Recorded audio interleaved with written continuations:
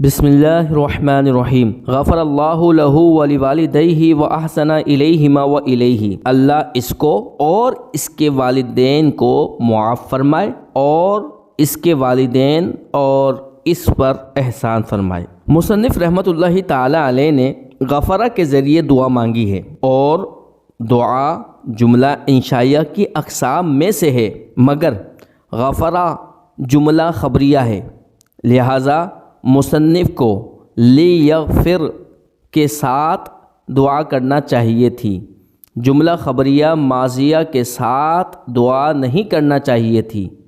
مصنف کو کیسے معلوم ہوا کہ ان کی بخشش ہو گئی؟ جواب: مقام دعا میں جملہ خبریہ جملہ انشائیہ کے معنی میں ہوتا ہے، لہذا غفرہ لیغفر کے معنی میں ہے، اور مصنف نے ماضی کا صیغہ نیک شگون لینے کے لیے استعمال کیا، گویا مصنف رحمۃ اللہ تعالی علیہ کی گئی بخشش کی دعا قبول ہو گئی اور مصنف لوگوں کو اس کی خبر دے رہے ہیں، اور مقام دعا میں یہ انداز اپنایا جاتا ہے، لہذا مصنف پر کسی قسم کا کوئی اعتراض نہیں ہو سکتا۔ مصنف نے طلب مغفرت کے وقت پہلے اپنا ذکر کیا، پھر اپنے والدین کا ذکر کیا، جبکہ طلب احسان کے وقت اپنے والدین کا ذکر کیا پھر اپنا۔ مصنف نے یہ تقدیم و تاخیر کا انداز کیوں اپنایا؟ اس سوال کے درجہ ذیل جوابات دیے گئے ہیں۔ جواب نمبر 1، سزا کی رعایت کی وجہ سے مصنف نے ایسا کیا، کیونکہ والدیہ اور الیہ میں صنعت سزا پائی جا رہی ہے۔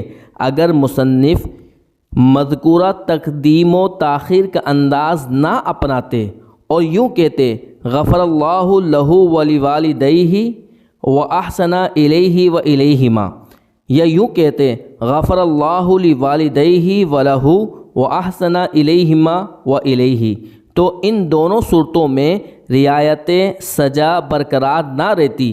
اس وجہ سے مصنف نے تقدیم و تاخیر کا مذکورہ طریقہ اپنایا۔ جواب نمبر 2، یا پھر طلب مغفرت میں حضرت ابراہیم اور حضور پر نور صلی اللہ علیہ وسلم کی دعا کی اتباع کرتے ہوئے اپنے آپ کو پہلے ذکر کیا اور والدین کو بعد میں، کیونکہ حضرت ابراہیم علیہ السلام نے یوں دعا مانگی تھی رب اغفر لی ولوالدیہ، اور پیارے مصطفیٰ صلی اللہ علیہ وسلم نے یوں دعا کی تھی اللہم اغفر لی ولوالدیہ، جبکہ طلب احسان میں ادب کی وجہ سے پہلے اپنے والدین کا ذکر کیا پھر اپنا۔ مذکورہ اعتراض کے اس کے علاوہ بھی جوابات دیے گئے ہیں، مگر وہ جوابات کسی نہ کسی اعتراض سے خالی نہیں، اس لیے یہاں 2 جوابات دینے پر اکتفا کیا گیا۔ وما علینا الا البلاغ المبین۔